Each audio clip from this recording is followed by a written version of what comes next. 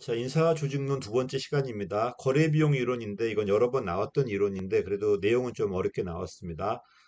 편제돼 있다는 것은 한 곳에 쏠려 있다는 소리예요. 그러니까 정보 비대칭이 나타날 확률이 크겠죠. 그럼 시장 거래가 안 될 거니까 차라리 뭐 한다는 거야? 내부 조직화 시키겠죠. 시장에서는 내가 저 정보를 알 수 없겠지만은 조직을 만든다면은 정보가 공유될 가능성이 높을 거니까. 그다음에 이번도 마찬가지입니다. 시장에서는 기회주 행동을 통제하기가 어려워요. 내가 그 사람을 통제할 수 있는 가능성이 떨어져 정보 비대칭이 있을 거니까요. 근데 내부 조직이라면 이게 달라지겠죠. 계층적으로 통제할 수 있는 권한이 있기 때문에 적발할 가능성이 더 커지겠죠. 그다음에 3번은 자산 전속성에 대한 개념을 써놨네요. 자산 전속성은 특정한 자산이 여기만 사용되는가 다른 데도 사용될 수 있는가 그 얘기예요. 그지? 만약에 여기만 사용된다면은 이건 내부화시키는 게 맞아요. 딴 데 못 쓰고 기회주 행동이 나올 거니까요. 근데 여기 말고 다른 데 막 쓸 수 있다면은 얼마든지 외부화할 수 있겠죠. 다시 할게요. 자산의 전속성은 뭐다? 어떤 게 있는데 어떤 상품이 있는데 요 거래가 여기밖에 못 쓰는 겁니다. 그지? 여기밖에 못 쓰는 거야. 개념을 물어본 거야. 전속성 이전 가능성인데 이 전속성이 높다는 것은 딴 데 못 쓰고 여기밖에 못 쓴다는 소리예요. 이래버리면 기회주 행동이 나올 거니까 차라리 뭐 한다는 거야? 내부화 시킨다는 겁니다. 맞는 말이고요. 자, 그 다음에 이제 여러 번 생각 한번 해보세요. 다수 교환 관계. 내가 1대1로 누가 교환을 한다고 생각 한번 해봐요. 그래 버리면 정보가 더 많이 갖고 있는 사람이 얘를 속일 확률이 높겠죠. 근데 그게 아니라 나 말고도 여럿이 막 얽혀 있어요. 얽혀 있다면 한 사람이 누군가를 속이기가 되게 어렵겠죠. 왜? 얘만 있는 게 아니라 다른 사람도 막 연결돼 있기 때문에 내가 누구를 속인다든지 이런 행동이 좀 어려울 겁니다. 이런 상황이라면 시장도 제 기능을 발휘할 수 있다, 없다? 있다는 겁니다. 경제학 이론인데 너무 좀 깊이 나온 것 같네요. 자, 어쨌든 답은 4번이 틀렸습니다. 옳지 않은 거니까요. 자, 이것도 어려웠죠. 의사전달의 왜곡. 의사전달이 나오면 되게 어려워요. 이게 갈등이나 의사전달이 나왔을 땐 정말 어렵더라고요. 저도요. 특히 이제 행정학에서 안 나왔던 깊이 있는 문제를 물어봤습니다. 그래서 내가 밑에 달아놨습니다. 왜곡, 장애 요인. 장애 요인, 왜곡된다든지, 좀 중간에 빠지는 누락이 된다든지, 과부하하다 보니까 내 처리 못한다든지, 수용을 거부한다든지, 그지? 그 극복 방법으로 누락이 되었죠. 그럼 중복을 하는 거야. 왜곡되거나 누락되었을 때는 여분도 가지고 이중 메시지를 보내는 겁니다. 하나를 보내고 또 다르게 보내는 거야. 이래버리면 누락될 가능성이 떨어지겠죠. 그치? 또 사람이 있잖아. 사람이 어떤 정보를 볼 때 편견이 존재해요. 그치? 여러분 유튜브 가봐. 정특히 정치 유튜브. A란 집단은 어떤 정보만 계속 보도하고 B란 집단 또 반대만 보고하는 거야. 그치? 이게 이제 편제돼 있다는 거면 편파. 이러니까 이것도 보고 이것도 보고 이 차이를 비교해 보는 거 얼마나 다른가. 이게 이제 확증이라는 겁니다. 개념 자체가 다시 뭐 예를 들어 보수 우파가 있고 좌파가 있다고 합시다. 우파 유튜브만 보면은 우파한테 유리한 정보만 계속 메시지 날린단 말이에요.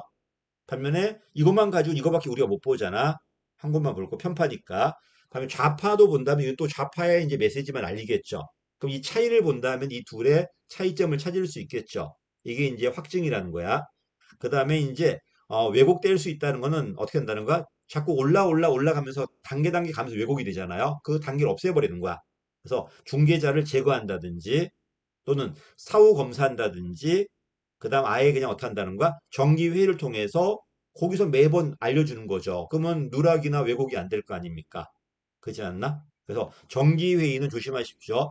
왜곡이나 누락에 대한 대처 방안이면서 두 번째는 모두 있다는 거야. 밑에 있겠지만은 여기 시기 조절 요거 정기회의를 통한 시기 조절은 과부하에 대한 대처 방안도 될 수 있어요. 정기회의를 통한 시기를 조절하는 거니까. 이걸 물어본 겁니다. 자, 그래서 우선순위는요. 밑에 보시면 알겠지만은 우선순위는 어떻게 한다는 거야? 정보의 과부하입니다. 너무나 많으니까 뭐부터 해야 되는데 이러니까 순서를 정해주는 거야. 이게 1순위다, 2순위다. 수용 거부가 아니고요. 수용 거부가 아니라 너무 과부하로 인한 해결책이고요. 그다음에 계층제는요. 단계 올라가잖아요. 이러니까 왜곡이 된다 안 된다? 됩니다. 그지? 올라가면 단절될 수도 있고요. 그러니까 계층제가 많다는 건 중개자가 많다는 거잖아요. 그걸 없애버리는 거야, 이렇게. 또 계급에 의해서 어떻게 된다는가? 의사가 왜곡이 될 수도 있어요. 또는 이 상사가 좋아할 말만 전달할 수도 있겠죠. 그래서 계층제가 나타나면 계급성이나 이걸 강조하다 보면 왜곡이나 단절이 나올 수 있다는 겁니다. 윗사람이 좋아할 것만 준다든지 또 올라가다가 윗사람이 싫어할 건 빼버리겠죠. 또는 올라가면서 왜곡될 수도 있을 거고요. 끊어질 수 있으니까 단절될 수도 있겠지. 이러니까 중개자를 없애버리면 되겠죠. 회의는. 그다음에 정기회의는요, 보다시피 왜곡이나 누락에 대한 해결책이 될 수도 있겠지만, 여기서 말하는 건 정기회의가 중요한 게 아니라 시기를 조절하는 거야. 표준화시킨다면은, 과부하를 극복할 수 있다는 겁니다. 한 방에 너무나 많이 들어오니까 시기를 조절 통해서 또는 정보량을 표준화시킨다면 항상 똑같은 양이 들어올 거니까 과부하가 극복될 수 있겠죠. 그 얘기입니다. 그 다음에 아까 설명드렸지 가외성은 이중의 채널로 보내는 거야. A로 한 번 보내고 B로 보내는 거야. 반면에 편파 정보가 게재되어 있다. 그러면 또 다른 편파 정보를 보내보는 거예요. 이 두 개를 가지고 그 차이를 뽑아보는 건 이거는 확정입니다. 이 문제는 정말 어려웠어요. 처음 나왔고 물론 세조직론에 있는 내용인데 아직까지 여기까지 나오는 문제는 없었는데 요게 나왔습니다. 그래서 저는 항상 의사 전달이나 갈등이 나왔을 때가 제일 어려웠던 것 같아요. 왜 제가 모르는 게 되게 많더라고요. 또 제가 생각했던 가치관하고 약간 내가 생각했던 이해하고 약간 좀 의미가 다르게 많이 사용되더라고요. 그래서 항상 이거는 제가 조심했습니다. 요새 쉽게 나와서 이렇게 좀 맞추는 거지 의사 전달하고 갈등이 나오면 정말 어려워요. 리더십은 차라리 쉽습니다. 학자 얘기니까. 그치? 그래서 나 정리해놨으니까 한번 봐보시고요. 자, 리더십은 좀 쉽다고 그랬어요. 자질론에서 행태론으로, 행태론에서 상황론으로, 다시 신자질론으로. 근데 이상한 용어가 나오죠. 셀프 리더십, 이거 나오면 슈퍼 리더십이 같이 나와야 돼요. 브레이크 무턴, 관리 그리드네요. X축의 생산을, Y축의 인간을. 그리고 뭐가 제일 좋다? 여기. 무관심형, 여기는 관계형이고요. 여기는 업무형만 하고 타협형일 거고 통합형일 건데 팀형이라고 그래요. 그래서 일과 인간에 대한 관심이 모두 높은 리더십이 바로 팀 관리형이다. 기억은 맞았습니다. 자, 셀프 리더십은요. 지금 정보화 사회야. 누가 너를 끌어? 너를 이끌 사람 너밖에 없어요. 이게 셀프 리더십이야. 그리고 슈퍼 리더십은 구성원이 스스로가 자기 자신의 리더가 되게 도와주는 게 슈퍼 리더십이에요. 그치? 다시 할게. 셀프 리더십은 자기가 자신의 리더가 되는 거고요. 이런 자기가 자신의 리더가 될 수 있게 도와주는 건 뭐다? 슈퍼 리더십이라고 그래요. 셀프 리더십, 슈퍼 리더십. 역시 대학 교재에 있는 내용이고, 뭐 어디 책에나 있습니다. 피들러 아저씨의 변수는 여러 번 봤죠. 항상 리더와 부하의 관계, 다시 리더와 부하 관계, 과업 구조, 여기다 뭐가 들어간다? 권력이 들어가요, 권력이. 어떤 사람은 부하만 말하고, 어떤 사람은 과업만 말하는데, 이분은 권력까지 들어옵니다. 맞는 말이죠.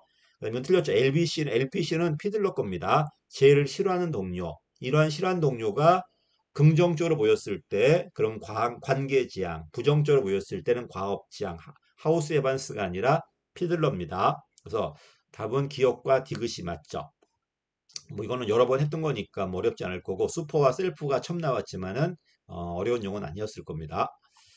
자, 중앙인사기관 이거는 김대중 정부 때 대통령 소속의 비독립 합의제로 들어오죠. 합의제 들어왔다가 그때 처음에는 이원체계였는데 나중에 일원화됩니다. 그러다가 노무현 때까지 지속되었다가 명박이형이 없애버리고 박근혜 정부 때 인사혁신처로 부활하죠. 그때는 국무총리 소속의 단독제 기관이야. 그래서 우리나라도 위원회형으로 운영한 적이 있다 없다? 있습니다. 있습니다. 현재 이거는 미국은 이거 연방인사위원회는 원래 펜들턴법에 있었던 거고요. 그게 1978년도에 둘로 갈라져요. 둘로 갈라져 가지고 어떻게 갈라진다? 하나는 인사관리처, 인사관리처. 두 번째는 실적제도보호위원회로 갈라집니다. 틀렸지요? 그리고 현재는 인사관리처하고 실적제도보호위원회로 갈라져 있고 인사관리처가 관리기관을 할 거고 실적제도보호위원회가 권익보호 기능을 할 겁니다. 이번 틀렸습니다. 대통령 직속이 아니라 국무총리 소속이고 집행부형은 맞아. 단독제라는 거. 위원회형이 아니고 독임제형이라는 겁니다. 이건 맞았죠. 이건 틀렸죠. 대통령 직속이 틀렸어. 4번이 맞습니다. 공무원 인재개발원은 인혁처 소속의 소속기관 맞습니다. 이걸 물어본 게 아니라 이 앞에 걸 물어본 것 같아요. 우리나라는 김대중 때부터 노무현 때까지는 대통령 소속의 합의제 기관으로 명박이형 없었고요. 박근혜 정부 2기 때 인혁처가 만들어지고 지금도 유지되고 있습니다.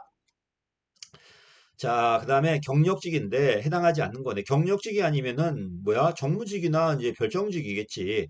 경력직은 일반직과 특정직이 들어갈 거니까요. 원래 청장들은 차관급이니까 차관급 이상은 정무직이잖아요.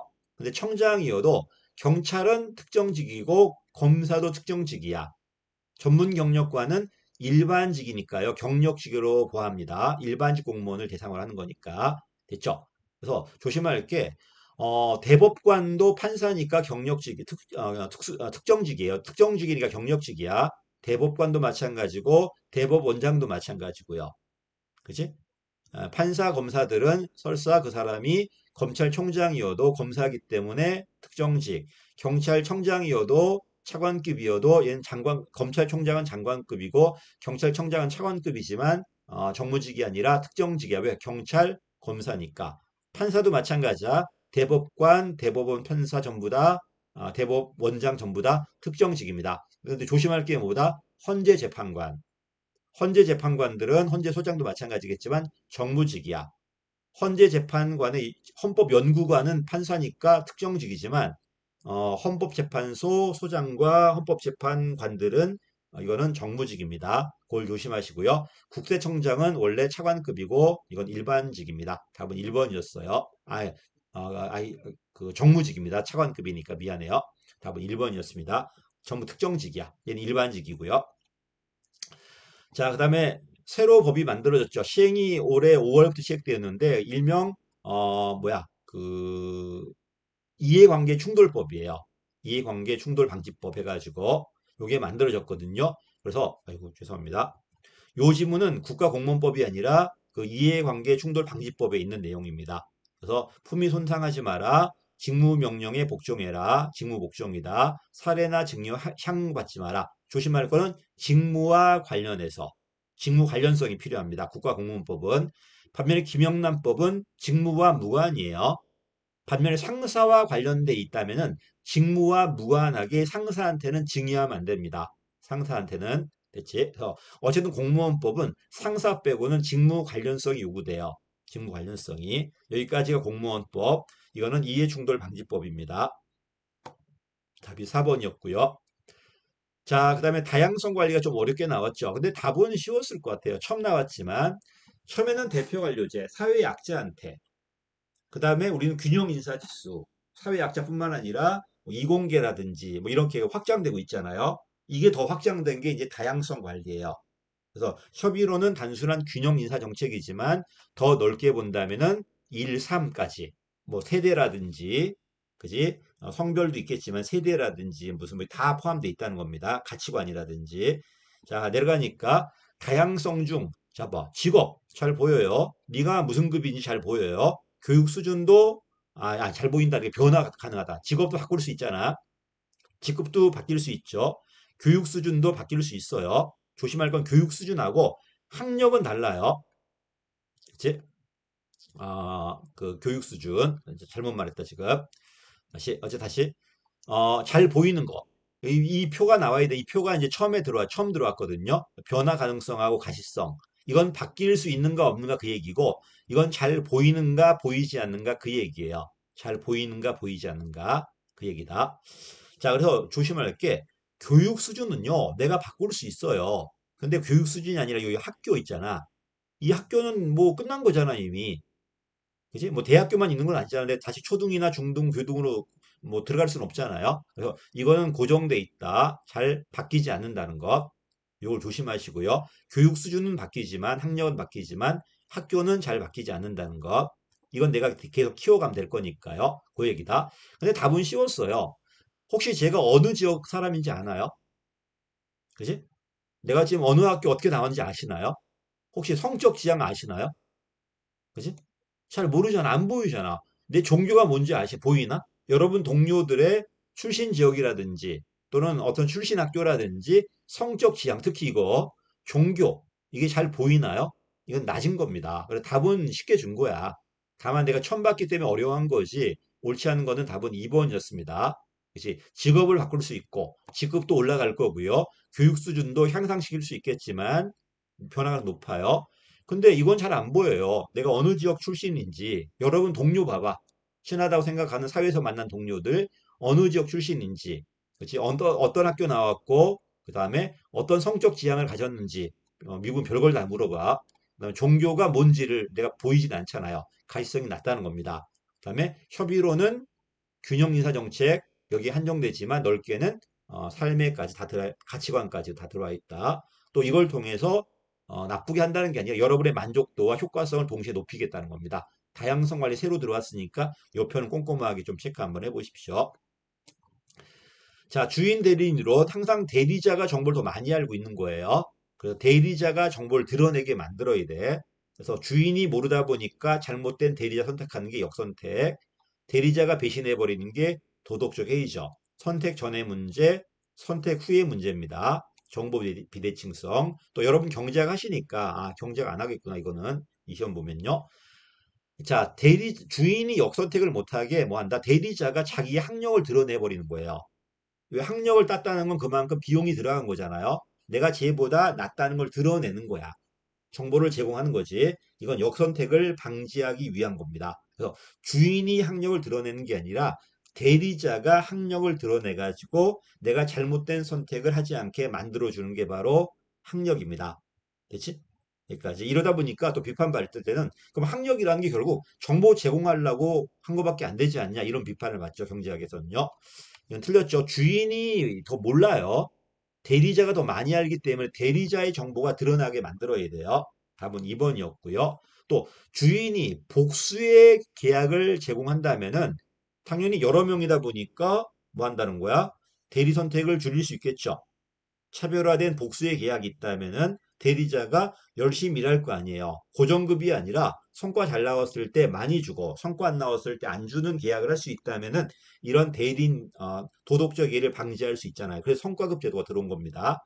됐죠? 4번도 마찬가지야. 다수의 대리인 통해서 경쟁하게 만든다면은 역시 도덕적 예를 막을 수 있을 겁니다. 그래서 항상 말하지만 대리자가 더 많이 알고 있기 때문에 대리자 정보를 드러내는 거지 주인이 드러내는 게 아니에요. 답은 2번입니다. 토마스는 맨날 봤죠. 내 것만 강조할 것인가, 상대방 것만 강조할 것인가, 아니면 타협할 것인가, 같이 갈 것인가. 그 얘기다. 보니까 수용했네요. 옳지 않은 거네. 자신은 양보했고, 상대방을 만족했죠. 여기 수용으로 나오네, 수용으로. 수용으로. 회피는 뭐야? 둘 다 포기해버린 거야. 둘 다. 둘 다 포기해버리고, 왜? 쟁점이 사소해요. 괜히 해결하려다 보면 더 큰 피해가 나오니까 도망가 버린 거죠. 상대방 것도 포기하고 내 것도 포기한 거다. 협력은 둘 다 윈이야. 부분 만족이 아니라 둘 다 만족해야 돼. 부분 만족은 타협으로 봐야 돼요. 일부는 희생한다. 일부 양보한다. 부분 만족이다. 이건 타협이고요. 경쟁은 내 것만 강조합니다. 내 것만. 그치? 상대방은 희생하고 내 것만 강조하는 게 경쟁이 되겠죠. 수용으로 표현해가지고 좀 표현력이 여태까지 봤던 거 좀 달라서 좀 헷갈릴 수 있었겠다. 자, 내려가겠습니다. 쓰레기통 모형. 요거는 답은 뭐 쉬웠는데, 이 답 진빼기하고 날치기에 대한 용어를, 정책학에서 그 잘 보는 책이 정정길 선생님 책하고 남궁근 선생님 책인데, 용어가 약간 다르게 해석이 돼 있어요. 그래서 용어도 정리할 겸 내가 이제 갖고 이제 하겠습니다. 저는 정정길 선생님 책으로 배웠기 때문에 진빼기를 정정길 선생님 견해로 알고 있었는데, 그 남궁근 선생님 약간 다르게 표현하시더라고요. 자, 쓰레기통 모형은 합리 모형과 대비되죠. 선호가 뭔지도 모르겠고 인과성도 모르겠고 그 다음에 참여도 일시적이에요. 선호가 불확정적이다. 그 다음에 네 가지가 있어야 되겠죠. 문해 참선, 문제 해결책, 참여자, 선택기회. 그지? 점화장치라는 사건을 계기로 우연히 만난다는 겁니다. 이걸 찍으신 분은 없을 겁니다. 됐죠? 그 다음에 진빼기가 있다는 겁니다. 진빼기 개념을 한번 봐볼게요. 자, 이거는 1번은 정정률 선생님, 요 1번. 2번은 남궁문 선생님 책입니다. 저는 영어 그 용어로 한다면은 오히려 남궁문 선생님 용어가 맞는 것 같아요. 근데 배우긴 이렇게 배웠습니다. 진빼기는 뭐냐면 내가 어떤 문제를 해결해야 돼. 해결해야 돼. 근데 얘 말고 다른 문제가 막 들어와 있단 말이야. 이걸 해결하려고 하니까 이거 해결하면 이런 문제 나오잖아요. 뭐 이런 문제가 있지 않나요? 뭐 이런 비판하는 사람이 있단 말이야. 됐죠? 이것 때문에 해결이 안 되는 거야. 이러니까 이런 사람들이 나갈 때까지 기다리는 거예요. 그럼 이 사람들이 다른 것 때문에 나가겠지? 나갔을 때 결정하는 겁니다. 이게 진백이에요. 다시 할게요. 내가 어떤 걸 결정을 해야 되는데 다른 문제가 막 껴있단 말이야. 이런 것 때문에 얘가 결정이 안 되고 있어요. 근데 이런 다른 문제를 주장하는 사람들이 자리를 떴을 때 그때 이제 하는 겁니다. 기다리면 그 사람들도 이제 할 일이 있는데 계속 있을 수는 없잖아요. 그러니까 나간단 말이야. 그치? 그래가지고 이제 뭐 한다는 거야? 진빼기 한다는 겁니다. 이해됐죠? 반면에 여기는 어떻게 나왔어? 진빼기 말 그대로 선택 기회가 너무나 많은 문제가 처리되어 있어요. 그치? 실질적으로 해결할 수 없는 거야. 이러니까 말 그대로 해결을 안 하고 다음으로 넘어가는 게 진빼기래요. 그 영어적으로 영어 단어 진빼기라는 개념으로 본다면은 이게 더 국어적으로 맞는 것 같아요. 근데 저는 이렇게 배웠습니다. 다시 할게요. 내가 어떤 문제를 해결해야 되는데 이 문제에 관련된 문제가 있단 말이에요. 이걸 주장하는 사람들 때문에 이 문제 해결이 안 돼요. 그럼 난 그냥 기다리는 거야. 왜? 이 사람들 시간 없어 지금. 조만간 나간단 말이야. 나갔을 때 없어졌죠? 그때 이 결정을 하겠다는 게 진백이에요. 됐죠? 날치기는 뭐냐면 내가 어떤 문제가 있는데 좀 있으면 다른 문제가 껴있단 말이야. 그 사람들이 들어올 것 같아. 그럼 들어오기 전에 잽싸게 해버리는 거예요. 됐지? 그래서 밑에 관련 문제들이 제기되기 전에 내 주된 문제가 딴 문제가 막 들어온단 말이야. 그래서 이걸 해결할 이걸 주장하는 사람들이 들어오려고 그래요. 이 사람들이 참여하기 전에 잽싸게 해버리는 거야. 이게 날치기죠. 근데 사실 은 강구하잖아 지금 영어로는 오버사이트니까 밑에 있죠. 자, 하나 선택을 했어. 제기되지 않았어. 제기되지 않았는데 좀 에너지가 있으니까 잽싸게 해버리는 겁니다. 다른 게 들어오기 전에 이게 날치기라는 거야. 그래서 저는 그냥 1번으로 그냥 이해하랍니다. 진 빼기가 뭐라고요? 어떤 걸 해결하고 싶은데 관련된 문제가 반대하기 때문에 해결을 못하고 있는 거야. 근데 가만히 있으면 이런 주장을 하는 사람들이 다른 시간, 다른 문제들 때문에 자리 뜬단 말이에요. 그때 하는 게 뭐다? 진 빼기. 기다리는 거야, 그냥. 반면에 날치기는 뭐다? 어떤 결정을 해야 되는데 다른 문제가 들어왔을 때 반대를 할 거기 때문에 이게 해결이 안 되겠죠. 얘 들어오기 전에 잽싸게 해버리는 게 뭐다? 날치기라는 겁니다. 됐지? 근데 영어하고는 좀 맞지 않는데 전 이렇게 배웠습니다. 올라갈게요. 자, 진빼기, 마쿠 실력 이런 얘기는 안 나와요. 둘 다 인적 물적 자원이 여유가 있다. 근데 밑에 남궁은 선생님 본다음에 에너지가 있으니까 여유가 있다라고 뭐 표현할 수도 있는 것 같아요. 이거는 진빼기가 날치기였구나. 근데 저는 이거 틀렸다고 생각합니다. 둘 다 여유가 없어요. 보다시피 인적 물적 자원의 여유가 없어. 충분한 시간이 없단 말이야. 그때 잽싸게 한다든지 기다렸다가 빠져버리면 그때 한다든지 그 얘기야 지금. 그래서 어쨌든 진 빼기든 날치기든 그 문제는 제대로 해결되지 않은 건 공통점이에요. 진 빼기든 날치기든 문제가 궁극적으로 해결되지 않을 겁니다. 반면 합리 모형은 문제 해결일 거고 회사 모형은 준해결이죠. 쓰레기통 모형은 진 빼기나 날치기로 들어간다는 겁니다. 그치? 자, 보다시피 중심 문제가 있는데 다른 문제가 들어오기 전에 잽싸게 해버리는 게 뭐다? 날치기다. 그냥 어쨌든 이렇게 표현한 거 보니까 이거는 정정길 선생님의 표현으로 시험에 낸 것 같아요.